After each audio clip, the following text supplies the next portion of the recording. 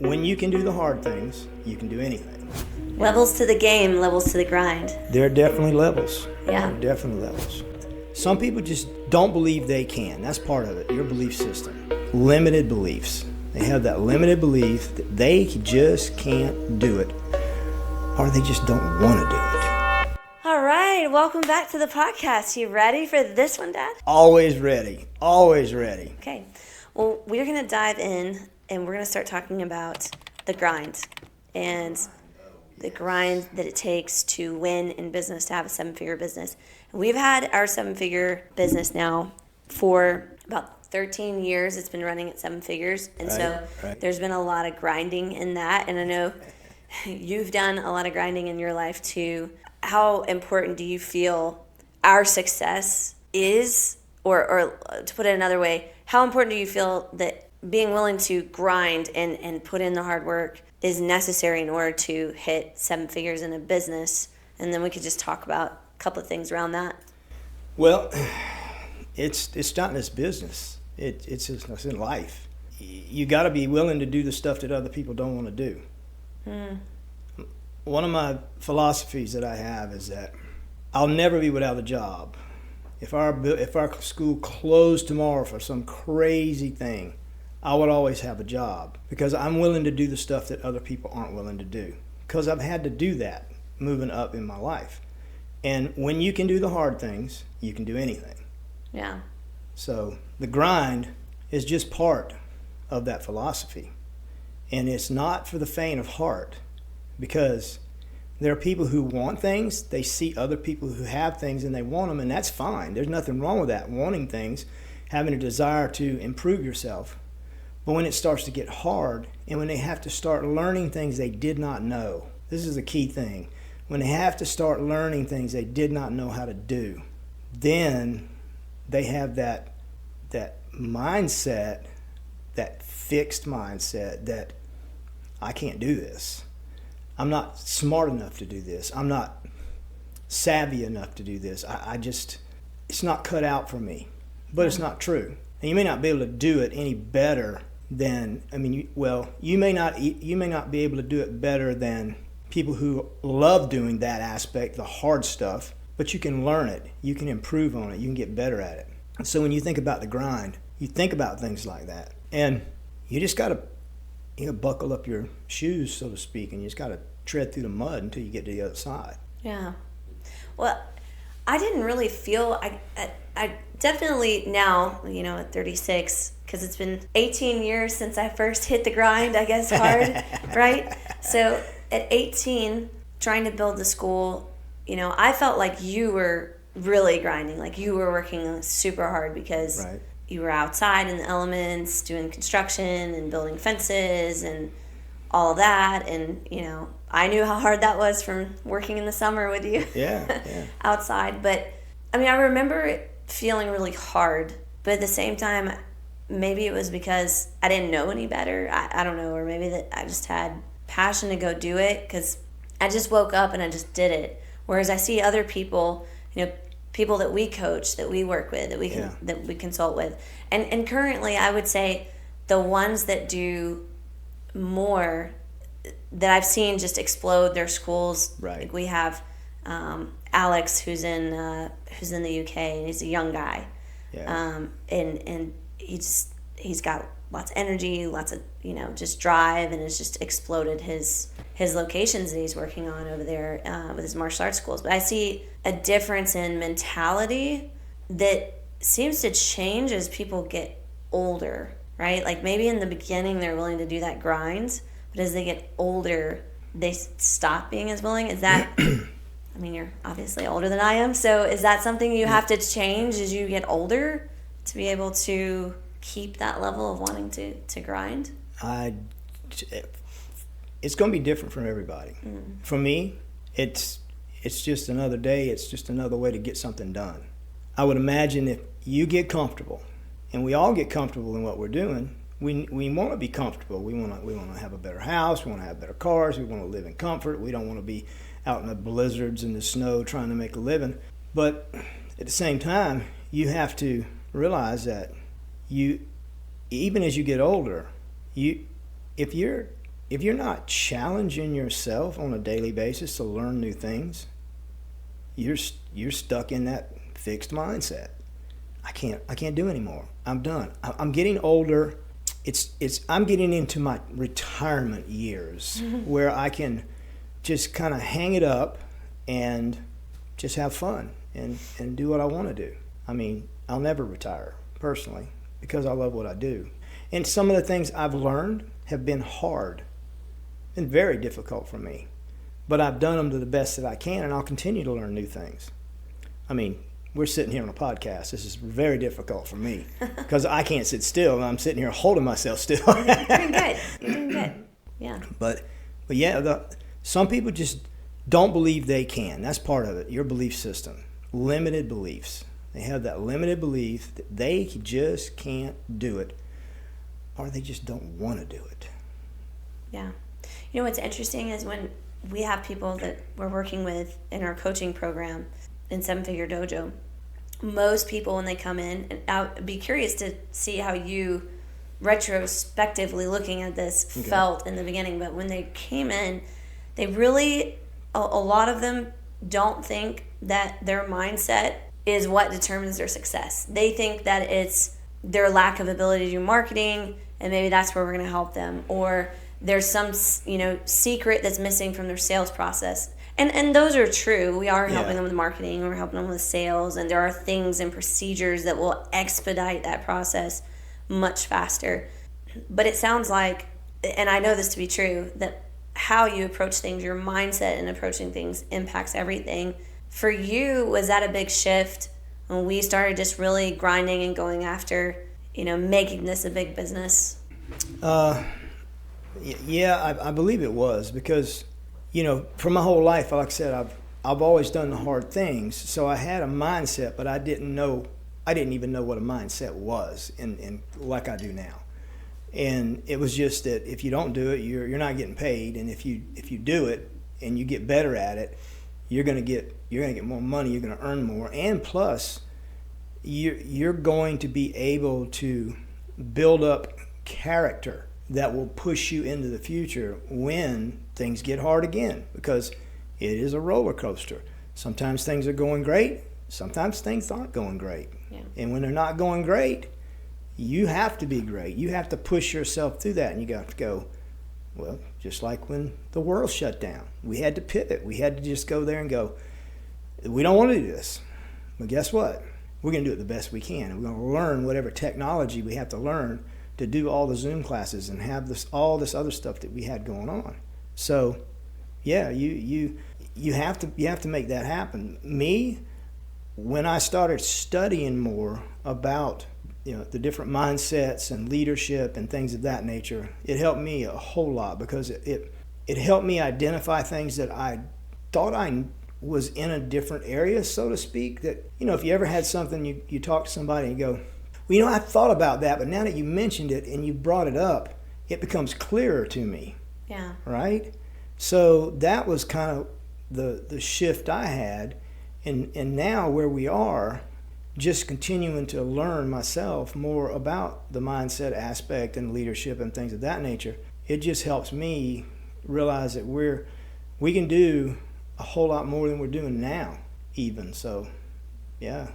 Yeah. And the thing that I've also noticed just about myself is that because from an early age, being a martial artist, you teaching me, earning my black belt, my junior black belt when I was like 8 or 9 years old, I think it was 8.5, and then continuing the martial arts and just all the physical training, the competition training, all of those things. I think that there's a huge merit into pushing your body physically in order to achieve business success, because it seems, at least from our perspective, we were in a situation where we were watching other people that, maybe they just didn't have as much grind and just gave up. Like they were right on the instance of getting to that profitable six figures, and then almost a 7, and then it's, there's been a lot of people that we knew when we first started really just going for this climb that their businesses don't exist anymore. Yeah.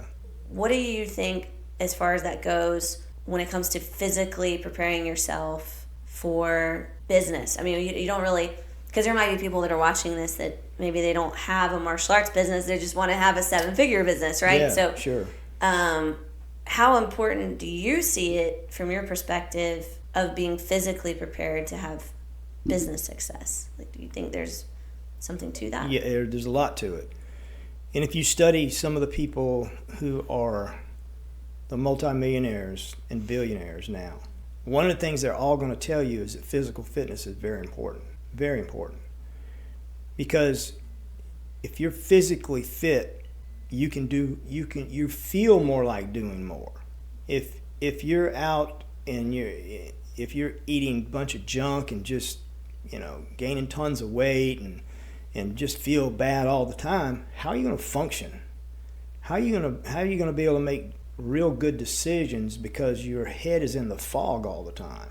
If you're having to take a bunch of medication, and I know some people can't get off of it and stuff like that, it's not as good as if you were more healthy. Maybe it would help you more.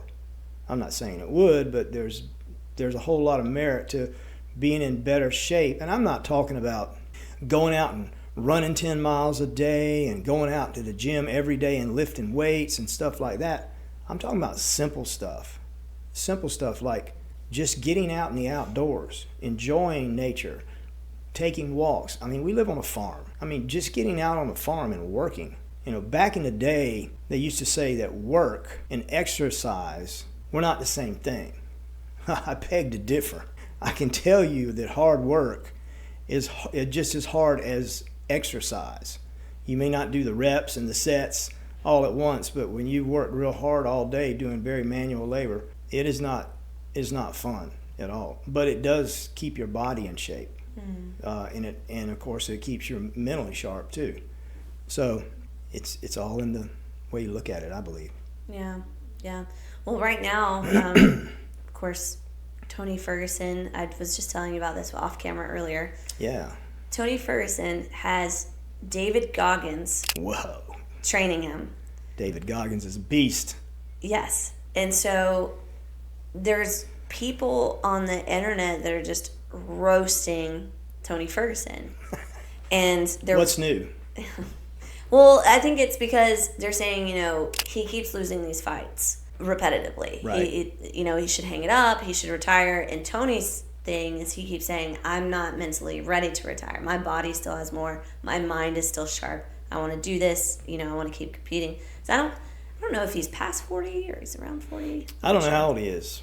But I've seen some of the fights that you're talking about, and most people are saying, "Man, he needs to hang it up." I mean, he's taking a lot of punishment, and I think that's why.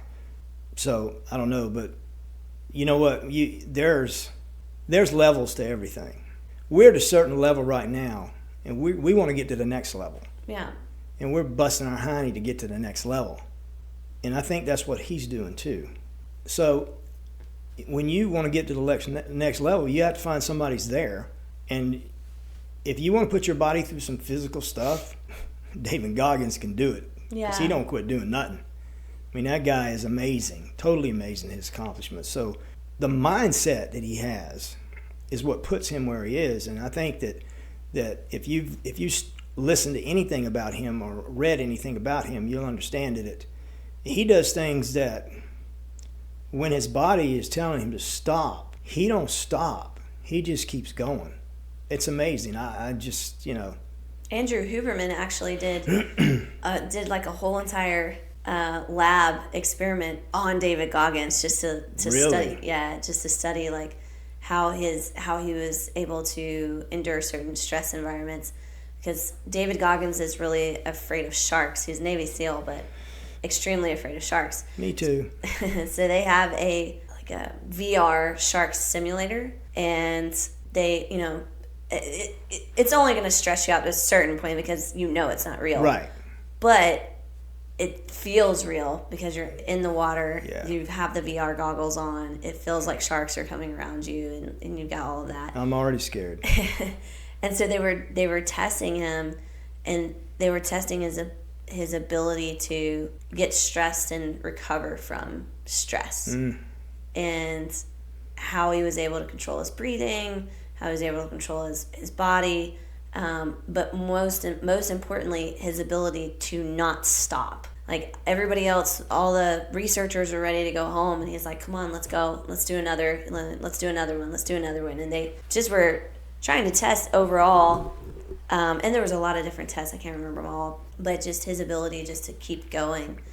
And so, I mean, do you think that with Tony getting this type of mentorship, I think it would be more like mentorship. I know it's training, but it seems to me like it's more mentorship from David Goggins. I mean, David Goggins isn't going to teach him how to do, a takedown or practice kicking with him. No.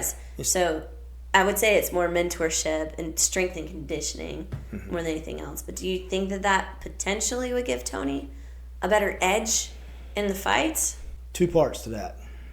He's going to have a better mental capacity to fight. There's no doubt about it.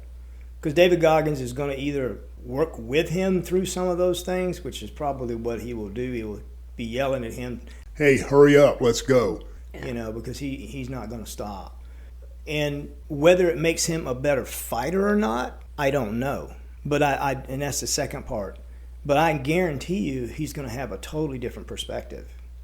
Just putting yourself through that and coming through that is going to be life changing. Or it's at least he's going to level up to the next level. And I mean, looking at him, watching him fight, I can't imagine him at another level because he don't stop. I mean, whether he's winning or whether he's losing, he's still out there. He's going for it. Yeah. But I think maybe with this conditioning or whatever Goggins is doing with him, that you want to see a different Tony Ferguson when he fights again.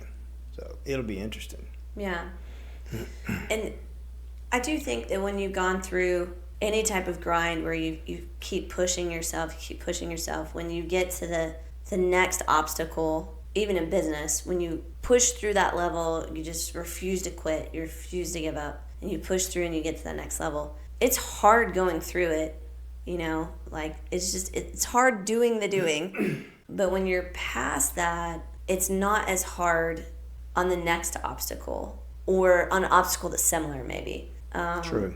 But for somebody who's going through something hard right now, what would be your best overall advice if they're going through, because there's a recession, there's economic shrinkage, if you want to call it that right now. So there's business owners that aren't doing as well as they were in 2021 when there was cash everywhere and all of that. Now we're dealing with inflation. Now we're dealing with potentially World War III and uncertainty. And anytime there's uncertainty, the economy tends to pull back. So people are not as ready to throw money out there. So for somebody who's uncertain or they're struggling right now, what do you think you would tell them to do with the grind that they see in front of them? Well, sometimes you have to switch things around. John Maxwell, in his book 15 Invaluable Laws of Growth, talks about the law of trade-offs.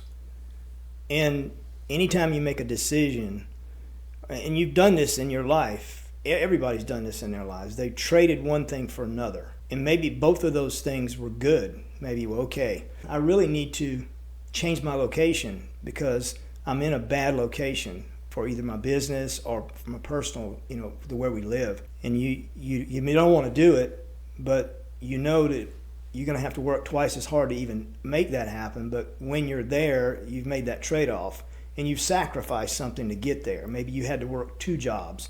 Maybe you had to work 3 jobs to save up the money to get that trade-off.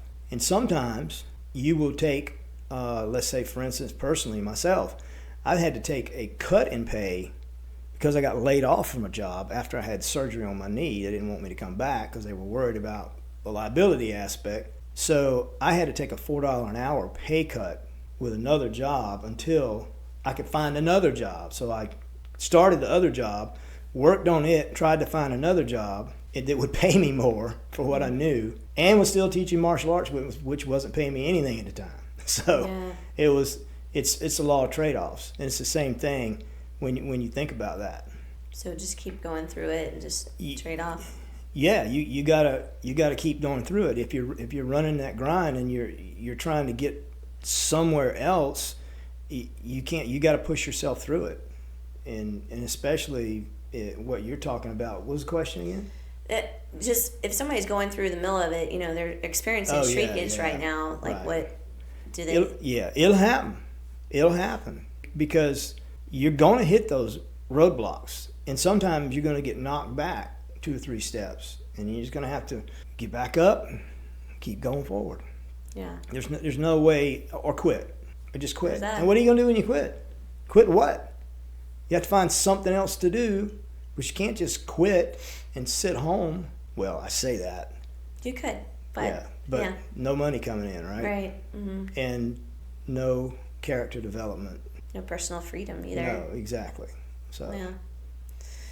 Yeah. So when it comes down to people's ability to grind, right, I think that a lot of misconceptions occur because it's so popular, this whole work-life balance thing that exists. A lot of people are fed this entire, they're fed work-life balance from the time that they're a child until they grow up to be an adult, and then they go into the business world, whether they do like me, and I've never had a real job, I've been an entrepreneur, or like you, where you had many jobs, and then you made this part-time dream a full-time, entrepreneurial journey for you. But they've been fed this work life, and I say fed it because I don't think you subscribe to work-life balance. No, I don't. I think it's just a bunch of junk. The farmer doesn't have a work-life balance. Yeah. I mean, your granddad, he doesn't have a work-life balance. He never did.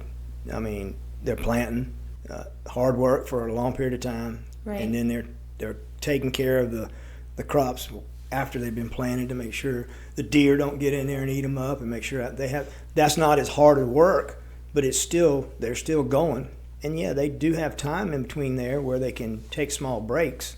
And then it comes to the part where they got to gather all of the stuff up.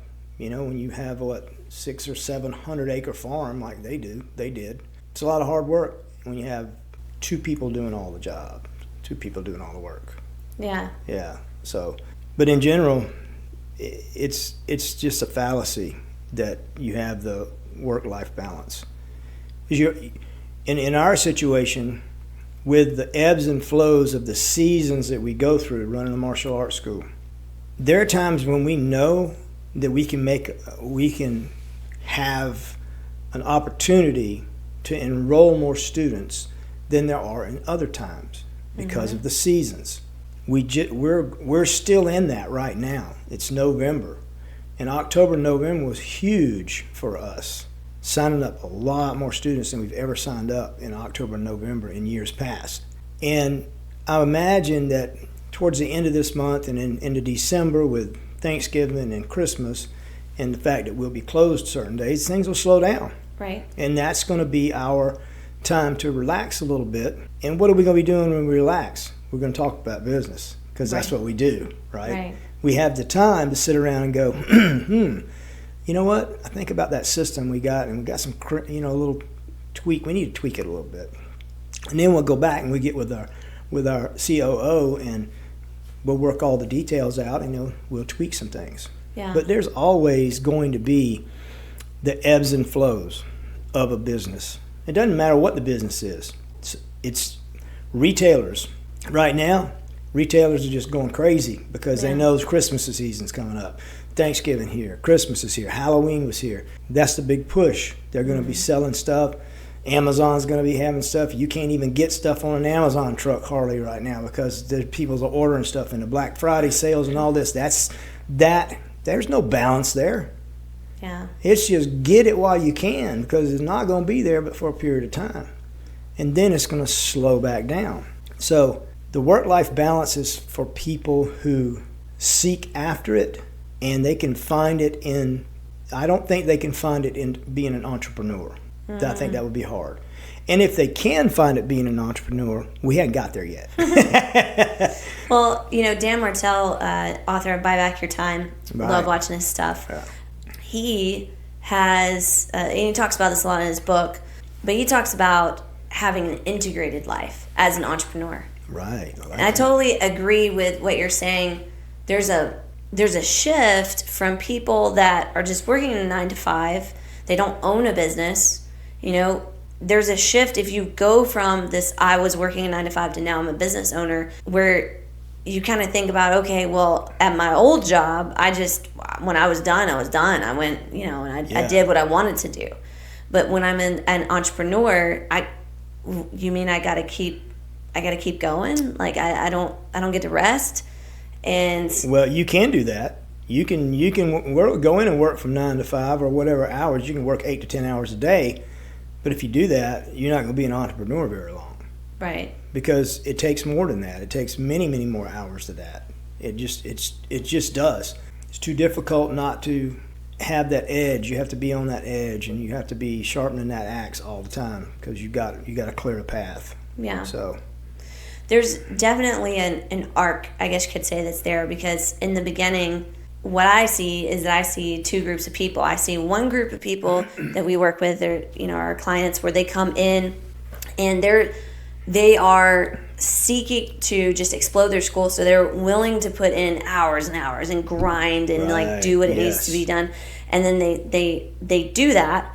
But then once they get to that level, the next mistake that they make is they take their foot off the gas pedal and they start trying to taste the privileges that they haven't earned yet. Yeah, we did that back in the day. Yeah, but it will bite you. Yeah, it'll bite you back because you're spending money, counting on everything continuing as it is, and we just talked about it, the ebbs and flows, and you need to know that. And if you don't know that, that's the thing you have to learn. You have to learn that there are those ebbs and flows, and you don't take your foot off the gas pedal when everything is going full force. You ride that wave until there's nothing left. Yeah. Then when there's nothing left and you can't do anything else, you can breathe for a minute, and then you can get back into the chase, so to speak, and go to the next thing.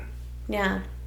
And what I see is I see those people that they go and they hit that, they take those, I'm going to go on a 2-week vacation, or I'm going to, spend a lot of money because it's saved up in my account, and I'm going to go do whatever it is I'm going to do. I'm going to invest into the business. I'm going to spend $30,000 renovating and just blowing through money, or I'm going to go on this vacation and spend all this money, or I'm going to hire people because we've got all this, but they haven't saved back money that they should have saved back. They haven't done the things that, to be honest, have earned them the right to be able to go, you know what, I'm not going to be at the business today because I'm going to go take, a half day and I'm going to go spend it with my family, right? And that's what Martell is talking about in the book, Buy Back Your Time, and then on his social media, is this integrated life. He doesn't proportion and just go, okay, the evening is the only time I'm going to spend with my kids, or something like that. I'm going to spend time with them earlier in the day, and then I'm going to go do this podcast, and then I'm going to go work with this collaboration. Like, his calendar is completely integrated from beginning of day to end of day with no white spaces. He's just living life between his family, his business, and his own personal pursuits all blended together. And I think that's true freedom as an entrepreneur, is being able to do that, not having a certain time where you're just like, you cut off your work, and now I'm just going to do nothing. Yeah, I can't imagine not doing anything. Yeah. Well, I think a big piece also that I've tried to evolve into, and that you're starting to do now as well, is doing a little bit more of what he's saying with having no white spaces on your calendar. Just going full steam ahead with having everything blocked out on the calendar, and having a personal assistant. And that's a new game. Yeah. That's the thing, though.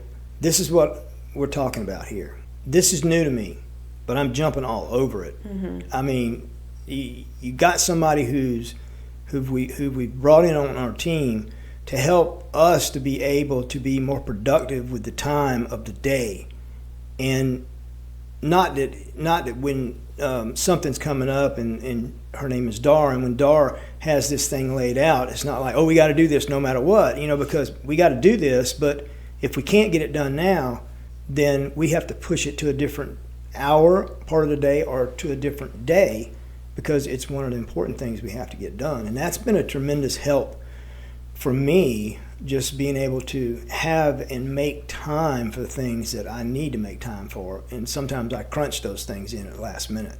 Yeah. Yeah. So. I think that stacking, well, I mean, for the last 4 weeks, I've had a personal assistant before this. Hadia got promoted, and then Dar came in, and now Dar's working a lot more on the calendar side than what Hadia was doing, because Hadia was taking a lot of the social media task and, working in that realm. But to actually have somebody just going in and coordinating a schedule and coordinating email, like that's something over the last 4 weeks that I've had. So what have you seen that's been different about what I've been able to do and all of that in these last 4 weeks? Well, I almost have to make an appointment to get to see you. And we live a football field away from each other. Yeah. But at the same time, I think you've been more productive. You were always productive, but I think you're more focused right now because you know things. You know you're planning out, and you can plan out more things that you can let Dar be in charge of and make sure that you're reminded 2 days before you have to do this, and is this still going to be working? And she's going to ask you questions that you probably would ask yourself, and then you can always use Slack, which is what we use. You can always deliver a Slack message, hey, I got to move this, and she'll move it. You don't even have to move it yourself. So even you'll go, well, why don't I just move it myself? No. Why take the energy to move? All you got to do is, can you move this for me? And just forget about it, and it's done. Yeah. And people go, well, I'll just do it myself. When you're doing that, when you're doing something different than what you should be doing and not moving to the next thing, you're taking your focus off of what you should be doing. And you can't take your focus. You didn't take your focus off when you're fighting. No. It was very simple. You were out there, and you were in the cage or in the ring, and you were focused on what was going on out there, not what was happening in a peanut stand across the street or something. Sure. So yeah, I think she has been very, very good for both of us, and I can't wait till I have no white spots left on my calendar. No white spaces at all. Yeah, it'll be filled up. No. So if, as somebody is sitting out there that, they have a 6-figure business, or maybe even they're hitting 7 figures, and they're thinking to themselves, gosh, I don't know that I can afford to have a personal assistant and start working on this, what would you say to that person? You can afford it because it's going to save you time. And if the biggest thing with me before we ever got her working with us, is I'm thinking, how's she going to help me? I pretty much know what I want to do every day. But when I got somebody asking me what I'm going to do and looking at my emails and telling me that these things are coming up that I forgot about, where do I put these? What is this about? What about this trip that you have to take? You have to go here for this person to do this. I'm going, oh yeah, I got to get my act together here. So it's been really beneficial having that person. So basically they should do it. They need to get them. They need to figure out. You go to Starbucks coffee. once a day, or 2 times a day, or 5 times a week. You already got some money there, so invest it in a personal assistant. It's going to be worth it in the long run. Yeah, for sure. Because it is helping you accomplish the things that you're trying to grind and do, and now you have a partner along the journey. And that is different than having an operator running your business. Right, totally different. Personal assistant running your day-to-day. Yes, as a matter of fact, we need to get a personal assistant for our operator. Yeah, for both of our operators. Yes. And y'all may think this is crazy. No, it's not, because just the couple of weeks that Dar's been with me on a daily basis in the mornings, checking in, making sure things are going. We have like a 10-minute meeting. It probably will turn into like a 30-minute meeting over the next year or so. Mm-hmm. The benefits are amazing, because you're not being forced to do anything, but you need to be focused and you need to be in tune with what's going on so you can move forward to the next thing. And maybe the next thing is taking a 2-hour break and going on a run. You may never know until you plan it in. And then, even then, if things get wacky and you go, I just can't do it right now, then you can reassign it to a different part of the day or to the next day. Yeah. So. Yeah. Levels to the game, levels to the grind. There are definitely levels. Yeah. There are definitely levels. Cool. Well, guys, thank you very much for joining us for this podcast today. Listen, if you have not liked or subscried, do that now. That helps us. Down there, over there, somewhere on here. That helps us make sure we're spreading the word for 6 and 7 figure business owners, getting them more information about how to run their businesses profitably. Join us next time. We're going to be talking about sales. Sales! And on the boat? No. I don't like boats. Making money. Making money. All right. So we'll be talking about that. See you guys later. Have a great one. Bye, guys.